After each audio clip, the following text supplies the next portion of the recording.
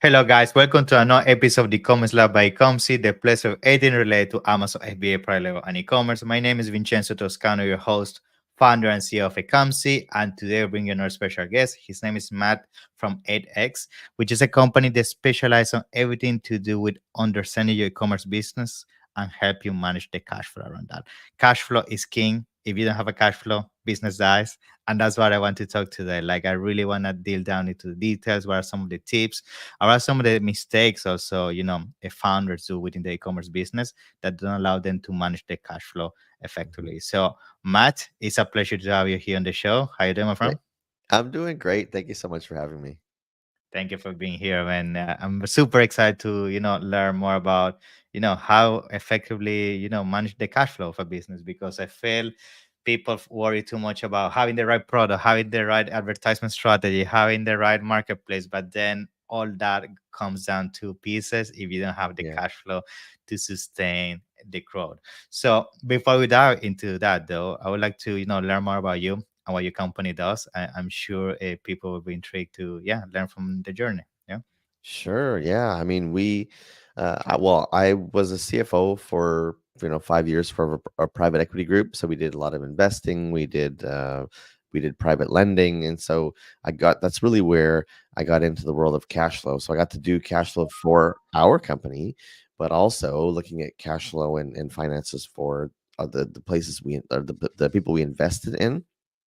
So a lot of exposure to what other companies are doing, what we could do, and that really formed the basis of what I do now.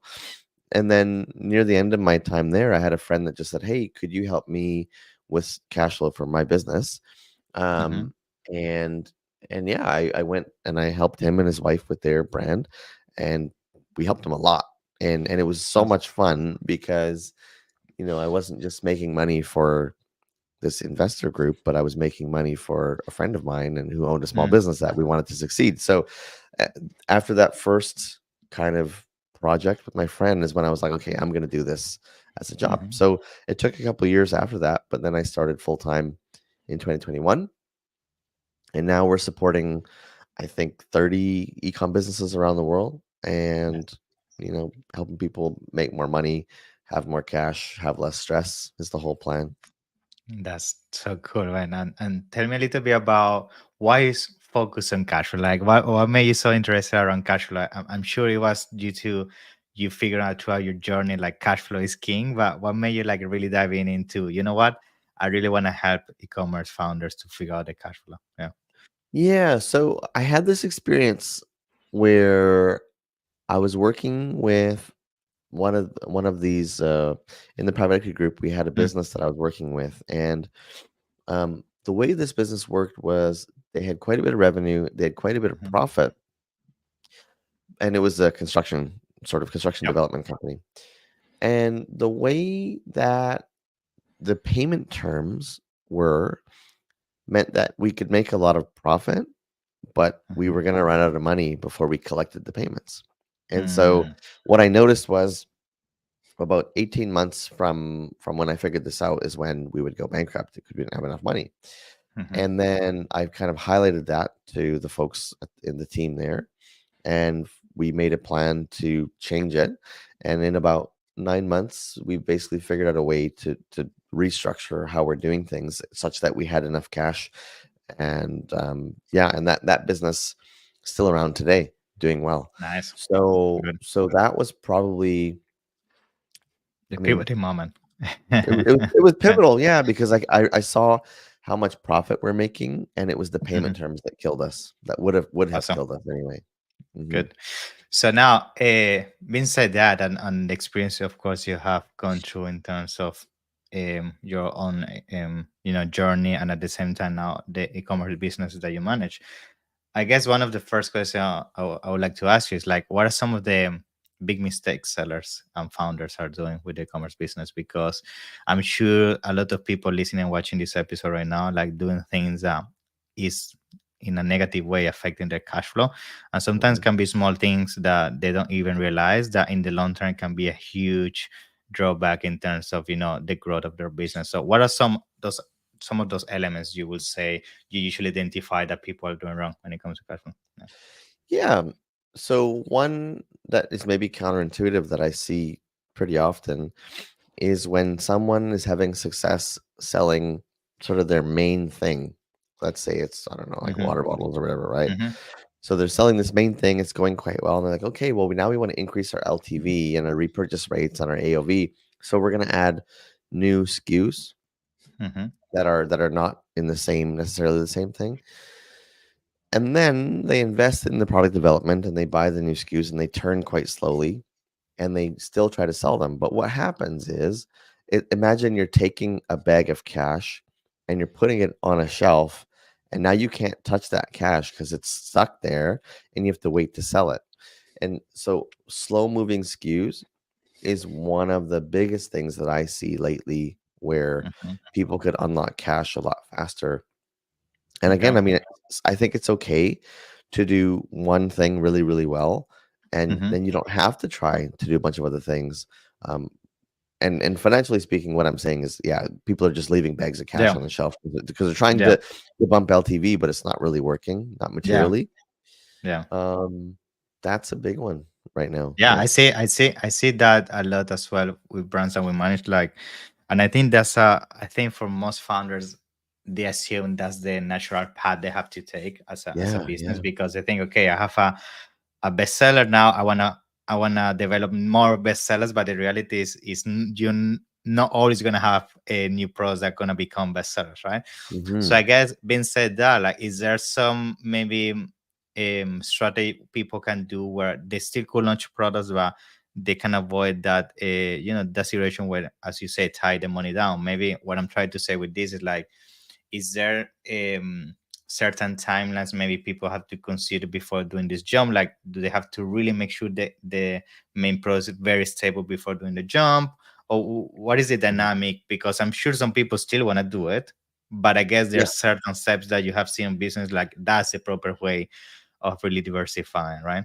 Yeah. So I have two examples that I'll draw on, and one is where they tried it effectively and still didn't work, and one is where they tried it effectively and it did work, and they're both good examples, and I'll explain why. So, one of my clients had a outstanding product and lots of organic reach and so on and so forth. And what they did was they made the next level of complication, so it's like double the price of the old Okay. product. But Hmm. before they did that, they paid a software called Luz, I think Hmm. LUZZ, Hmm. and they were doing competitor research and colors, Mm. and they could get all this data on what their competitors were selling and launching. And so they spent a lot of time and a lot of money on data. When they launched the new product, it was the biggest launch they've ever done. They did probably 500 grand in the first Hmm. week or something like that. Oh, And they yeah. they couldn't keep it in stock. And they kept selling out, and they went on pre-sale, and people would buy up to pre-sale, Hmm. and it was nuts. So they're the way they've done two launches since I've been with them, and they've both been resounding successes. But they spent a lot of time understanding what are competitors doing, what are the price points, what's organically people are saying, what are even the colors that are selling the best on competitors' websites. So a lot of research. So research, I think, and understanding your consumer works well. Now, the second example is where I have a client that has launched a few products that didn't land. But what they did was they did research, they tried to do a product, but they only made limited runs of it. So they didn't make a whole bunch of it. Now they've lost money on this, of course, as you would, but Hmm. they've limited the bleeding because they only did limited runs, so they're not sitting on a whole bunch of inventory. Yeah. Further than that, they were willing to cut the SKUs that weren't working instead of continuing to repurchase and just hoping. When they didn't follow the velocity pattern that they wanted to see on launch, they just cut them. And Okay. so both of those are good examples of what to do because Yeah. invariably you're going to fail some point when Yeah. you try to launch Of course. something new. But if you limit your risk and you cut it quickly, you're not going to lose the money that like you're not leaving bags of cash on the shelf. Yeah. Of course. Yeah. I think the first example is a very good one because, yeah, I feel having as much data as possible, which means consumer insights, is something that's super valuable. Like, we do that all the time as well. Like, for example, when we launch new products on Amazon, like, we really want to make sure that we do tests with a sample that represents That's right. avatar to see if they might like this new product, this new color. And I Mm. think that's very good advice. Now, another thing that people struggle a lot with when it comes to cash flow is where to locate where to allocate this cash flow, right? Mm. Because when you start growing and growing and growing, right, then sometimes you might fall into the trap of thinking like, okay, I can afford things that I couldn't afford before, and then you start Mhm. making expenses Yeah. that are not maybe the smartest decision, but the fact that you see the money coming in the bank, you have the perception that you can afford it, but then realistically you can't. Yeah. So I guess how you assign those priorities on your business in terms of, okay, this money has to go to new product development, this money has to go towards advertisement, this money has to be toward dividends, like how you assign that distribution of cash flow, especially when the business is growing, because I guess it's difficult, especially if the business is growing, to really assign the percentages across different Yes. areas, right? Yeah, yeah. So there's a I mean, you're talking about percentages. Well, there's a book called Profit First, right, by Mike Yeah. Michalowicz, and it's good for a few kinds of people. One is where the business is quite small. The other is where the business owner doesn't have any financial support, and the other is where they just want something really simple. So you just go to that book, grab it, follow the Hmm. percentages, and you will be totally fine if you do it that way. What will happen though is you won't be able to grow as fast. And that's okay if you need the simplicity and the comfort, and that's fine. Hmm. If you want to try to grow your business and whatever, get somewhere meaningful, you probably can't use profit first, at least for not for very long. The way that you think about growth is this. In the first case, limit your fixed expenses, keep as small as possible, as long as possible. Meaning, don't get an office, don't hire people you don't need, don't sign leases for cars and whatever else. Yeah. Anything fixed, right? Anything fixed. Keep them away as long as possible. And the reason why is for any dollar of or pound of fixed expenses. Generally, for a Shopify seller, you need $4 to $5 or pounds to cover it. For an Amazon seller, that can be $5 to $6 to $7 dollars or pounds to cover a $1 fixed expense. So if you sign a car lease for $1,000, you need to bring in an extra $5,000 revenue or seven. So just limit your fixed expenses. The next one is like marketing. For Amazon or Shopify, typically you're now spending between 20 and 40% of revenue Hmm. Yeah. on ads, right? And so it is a competitive advantage to be able to spend 40% and still be profitable. But what that means is you have very, very low fixed expenses. So keep those as low as you can. Now, here's when to ball out. If you have between 6 and 12 months of your expenses saved in a bank, then you can do a bit of the fun stuff, right? Or if you have 6 to 12 months of expenses and you can buy a car cash, fucking go ahead. Why not, right? Hmm. Unless you want to grow.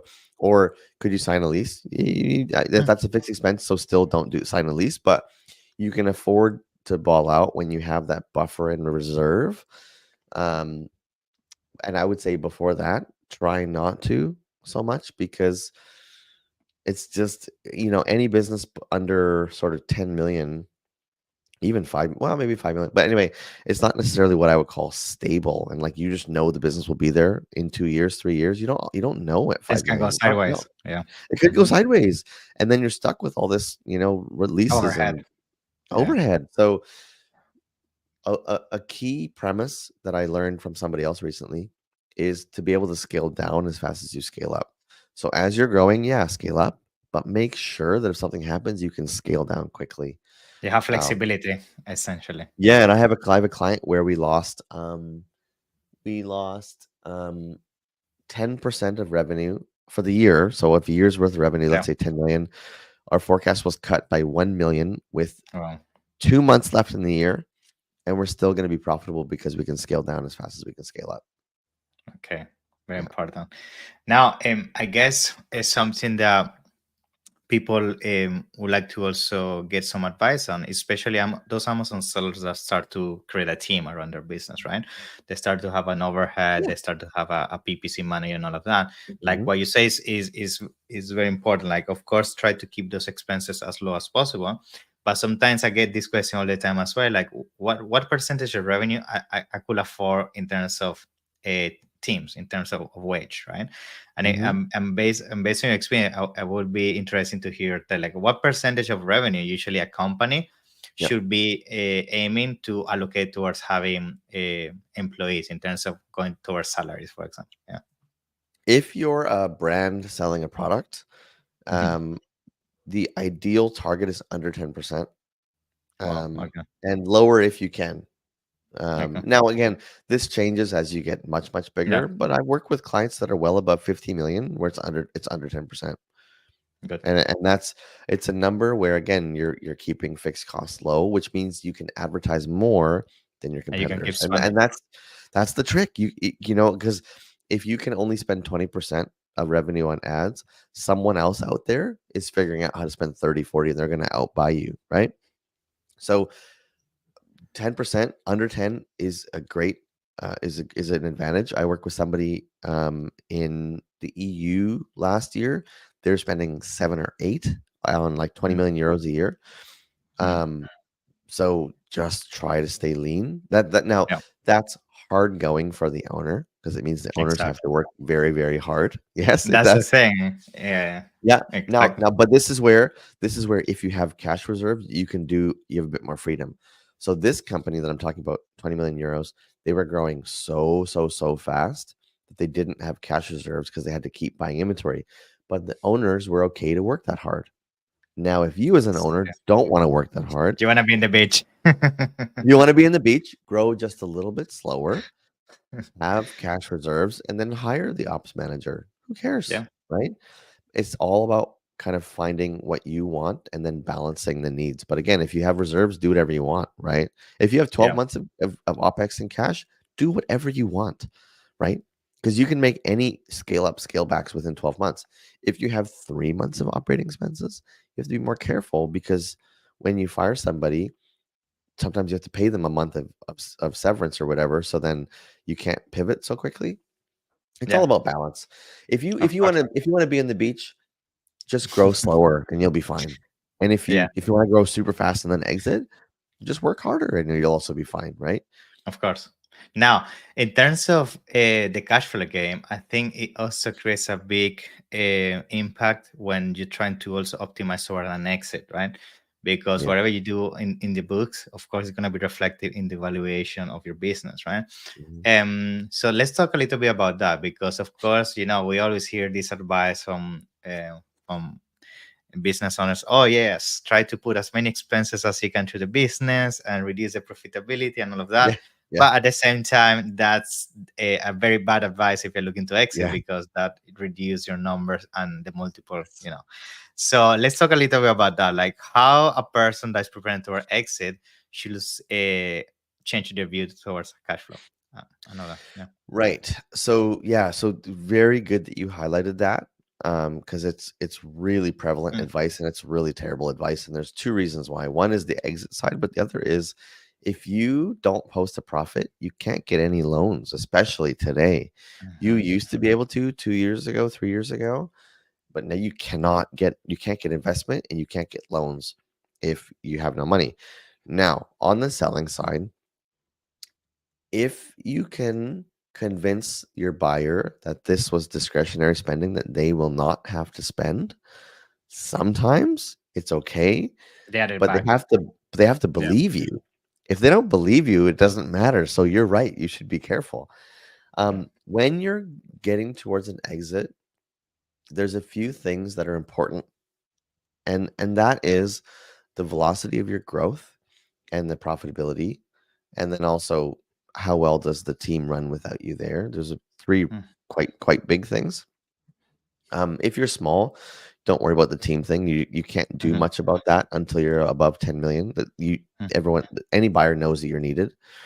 If you're above 10 million, try to work on getting your team to a place that you could be off for a month and they'd run just fine without you. And the You'll get a business better, doesn't die. Yeah. yeah, you'll get a better valuation, right?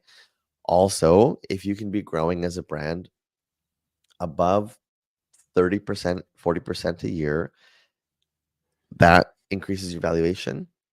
Then if you stack on above 10%, 15% um, seller's discretionary earnings or net income or EBITDA, that further adds to the valuation.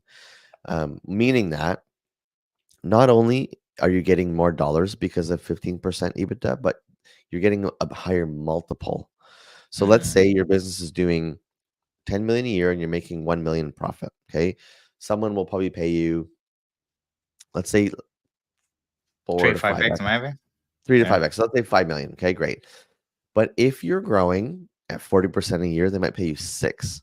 And Mm, if your EBITDA is 2 million, they might pay you 7 or 8. So you see that these things are multiplicative, mhm. not just you're not just adding things, it's they're multiplying. So velocity plus profit plus team that funds itself is like you push from 3 to 5 to 6 to 7, right? So there's all really important things to do. Interesting. So now, interesting question that just came to my mind. Let's say you're going to our exit, and we're talking about these two scenarios where you are as efficient as possible. You work like 16 hours per day. You don't have overhead, and your profit is very high. Or you use part of the cash flow, and you have a very stable team, and the company doesn't need you, but the profit is much less. Which one do you think investor is more attracted? Like, Good question. you see what I mean? Like super high profit, but you are like the 16-hour guy that does everything, or you have a stable team. You can really detach from the business, but profit is like half of what it is because you have to have an overhead to make that happen, Good question, man. right? That the terrible answer I have to give you is it depends, but I'll give you a few scenarios. Like Yeah, I'm not a broker, so I'm not as in touch with this stuff yeah. as a broker would be. But I will say that if you're selling to somebody who is a strategic buyer, meaning they already Hmm. do what you're doing, in either case, it shouldn't matter Hmm. because you're working You 16 can hours a take it. day, but they You will can take already it. have people that are doing the work anyway, Yeah, so they won't need yeah. to worry about it. And if you have a team that is running the business, They again, can remove it. they'll remove some of your team, so it shouldn't matter for strategic. Now, and like, it's all negotiation now, Yeah. but now if you Maybe sell with to a somebody private who, investor, I guess, yeah, so that private doesn't have a investors. So clue about the business. Yeah. this is the thing. If it's a private investor that has no clue and you're working 16 hours a day, that will hurt your valuation more Mm, so, I think, than the other way around. Because interesting. Mm, at 16 hours a day, you're doing so much of the work. It's a very huge concentration risk in one person. yeah. Whereas What if if you the get team, sick, or you cannot work anymore, or whatever? Like all the business is on you. It's that's the dangerous. Yeah. thing, right? And what they're likely to do is give you an earnout instead of all cash. Whereas if you had a Yeah. team in place, they might give you more cash up front. And again, they're people aren't stupid. Well, unless they are, but people generally aren't stupid when they're buying businesses. They can see you're working that much and they'll know they have to hire for it. And they know that those hires will take time to understand the business. So I mean, again, talk to your brokers. They'll know even more Of than I course. do about this. But I suspect that building a business with a reasonable amount of profit Good. with a team is better than working Nice. 16 hours a day and having extra profit. Yeah. Good. Now, to start concluding, in terms of some habits around cash flow, like and even tools, like is there some habits you would recommend that some founders can start from today to really put the cash Yeah. flow on point? And maybe software that you recommend for this? Like, is there some advice around those two? Yeah. Yep. There's two softwares that I've seen before called Fathom and Dry Run. If you're Mm. a founder who is comfortable playing with the numbers, and if you don't want to use Excel, you can use either of these two softwares. They do not sponsor me. Um, I've seen a founder use it really, really well and really effectively, and they didn't need a CFO because they were so happy to do this work Nice. in Fathom, I think it was. You don't even need a software if depending, one of the things that I would do is a habit I would build is having your profit and loss from Zero or QuickBooks or NetSuite, and then grabbing your last 6 months of P&L information, and then typing in the next 6 months. Just type in what you think it's going to be. A very simple forecast method, right? Type it in. What is it going to look like? And then when you're making decisions, I want to hire this person, I want to do this, type that Mm, in and see what happens to your profit. And the reason I say that is because something happens when you show somebody, oh, you were going to make $1 million this year. Now you're going to make 900 with that hire. It really does make them think. And so that's a really great habit. Um, and also, I mean, if you're of a decent size, you can look for fractional CFO, mhm. like me, but there's others like me that are out there. And again, it's not terribly expensive, but Yep, it can be quite impactful. Um, and then I just that habit of staying lean of as long course. as you can. Yeah, yeah, Super important. Good. That's very, yeah, I think, I mean, those software actually never heard of them. So I'm going to check them out. It sounds very interesting. cool. But yes, I mean, I appreciate so much, all your tips, all the advice. I would say to conclude, is there anything else you feel like from cash flow perspective, maybe after, spending so much time with so many brands and yourself within the business model that we should be aware of besides all the things you already mentioned, the dynamics? Is there anything else you think we should add to add the last gold nugget, as I call it, to the e-commerce Yeah, yeah. founders? One thing we didn't say is to negotiate with your suppliers. Hmm. So Okay. build a strong relationship with your suppliers and then negotiate with them and do it little bits at a time. I have a good friend, Kevin. He calls it nibbles. Take nibbles. So what I mean by that is if you have a supplier in China, likely you're paying 50% to them for them to produce and Hmm. 50% for them to ship. Your next question to them isn't, "Hey, can I have 30-day terms?" They're not gonna say yes. Your next question is, "Hey, can I pay 40% on deposit and 60% on shipment?" Then it's, Interesting. "Can I pay 30 and 70?" Then you can say, "Hey, can I pay 30, then 50, then 20 when it arrives?" And you're asking for small things. Each quarter, ask for a new small thing. Hold up your end of the bargain and ask for new things, and then go visit. If you have a supplier in China, go visit them, or in Southeast Asia, go visit them, because that relationship makes a difference, especially in those cultures actually. So bring gifts, go visit, build a real relationship. And I have seen a client get 60-day terms with a supplier in Southeast Asia. This supplier is also keeping extra stock at no cost. um, and it's a one they visited them probably once every couple of years, and they know their Hmm. kids and all these things, and it's a wonderful relationship. And the value of that 60-day terms for this person is $1 million. So Wow. this year they give $1 million more in the bank because they have 60-day terms, but it took 5 years to build a relationship. So Yeah. do that. Awesome. Yeah, Yeah. that's a great advice to close the episode there. So thank you so much, Matt. And I'm sure some people might want to reach out to you, so you can provide some Oh extra yeah. advice and support when it comes to cash flow and exit. So yeah, how people can find you and get in touch with you. Yeah, yeah. So you can go to our website, www.eightx.co, EIGHTX.co, and then LinkedIn. I'm on LinkedIn, Matt Putra. You can find me on there, DM me, ask me any questions you want. I try to post every day. Good. But yeah, those two places. Thank you, Matt. So pleasure to have you. See you in the next one. Yeah, been a Thank you pleasure. so much, Yeah. Vincenzo. I appreciate it. Thank you. Bye bye.